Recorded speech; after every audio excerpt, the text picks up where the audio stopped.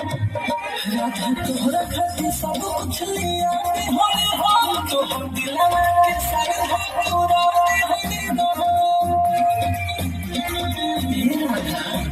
राधा तोहरा खातिर सब कुछ लिया होले हो तो हम दिलवा के सारा पूरा होले हो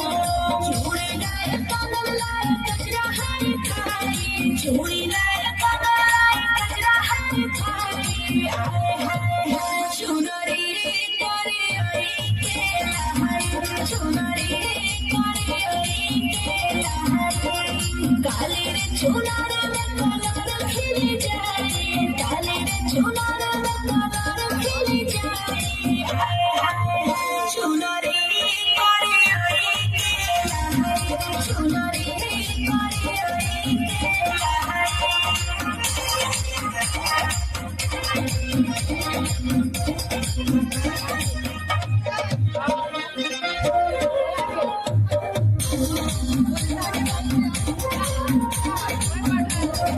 एक धक्का से कंजूस होई गईला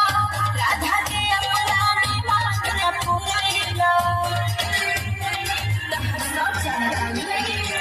एक धक्का से कंजूस होई गईला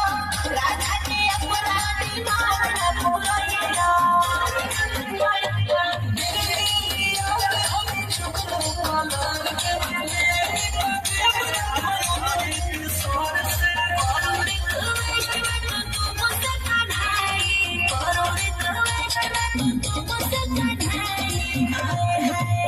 चुनरी